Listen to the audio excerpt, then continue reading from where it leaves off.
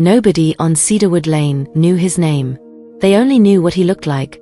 An old man, perhaps 70, perhaps older, wearing a long grey coat and a dark wool hat pulled low. He walked slowly. He carried a brown leather bag that looked as old as he did.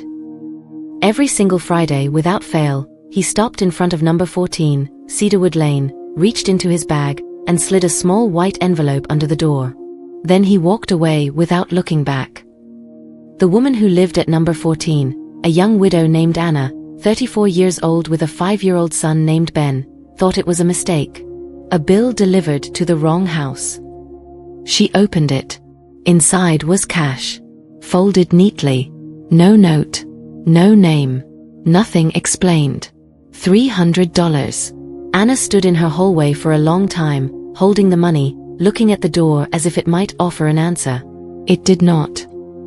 She almost handed it in to the police. But Ben needed new shoes. And the heating bill was 3 weeks overdue. She told herself she would figure it out next week.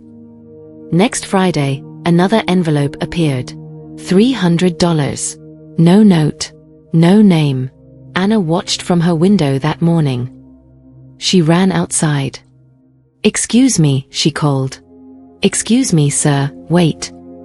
He stopped. He turned around slowly. His face was deeply lined, his eyes a pale, watery blue behind thick glasses. He looked at her the way people look at someone they have been watching for a long time, with recognition, with something careful and held back. "Who are you?" Anna asked. "Why are you leaving money at my door?" He was quiet for a long moment. Then he said, "I knew your husband." Anna's breath stopped. 23 years ago, Joseph had owned a small printing business.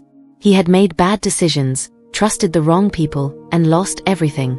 His wife had just been diagnosed with cancer. He had nothing. No money, no savings, no way to pay for her treatment. He had been sitting in his empty office on a Friday afternoon, staring at a final notice. His wife had just been diagnosed with cancer. He had no way to pay for her treatment.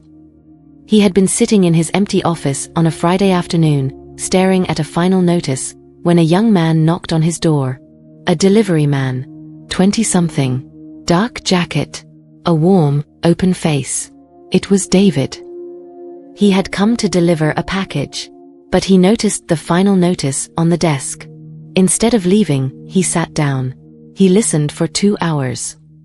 He had gone home, come back the next morning, and handed Joseph an envelope. Inside was $4,000, every dollar of his savings. A young man who had nothing to spare, who had a girlfriend he was planning to propose to, who was saving for a future that had no room for this kind of risk. "I cannot take this," Joseph had said. "You can pay me back whenever you want," David had said. "Or never. I just think your wife should have the chance to get better." Joseph's wife had gotten better. The business had recovered. He had tried to repay David many times. David had refused every time. "Put it towards something good," he always said. "Someday." Her husband, David, had been dead for 2 years. A car accident on a wet November road. He had been 36 years old. Ben had been 3. Anna had not fully exhaled since. He had tried to repay David many times. David had refused every time. And then, David was gone. His family is still here. Slowly, over weeks, then months, Joseph began to tell her. Not all at once. Never all at once. A piece each week, like pages of a book, one at a time. She stood in her kitchen listening to Joseph, and she understood, fully, completely, why David had never mentioned it. That was exactly who David was. He gave because it was simply the right thing to do. She wept. Not sadly. In the way you weep when you discover that the person you loved was even more than you knew. He fixed the loose gate in the garden without being asked. He taught Ben how to play chess on Sunday afternoons.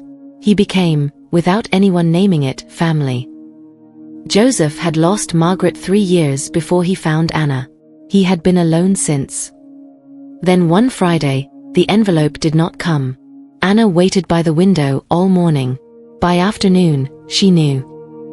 She found out through a neighbor who knew Joseph Street. He had passed away in his sleep on Thursday night. Quietly, peacefully, the way he had lived. On his kitchen table, his neighbor told her there had been one last envelope, already addressed, already sealed, with Anna's address written on the front in careful handwriting. I have left what remains of my savings in trust for Ben's education. My lawyer has the details. Anna sat at her kitchen table for a long time before she opened it. Inside was no money this time. There was a letter. Dear Anna, the last 2 years have been the best years of my old age. Watching Ben grow up has been the greatest gift I did not deserve. Tell Ben, when he is old enough, tell him who his father was. Not the accident.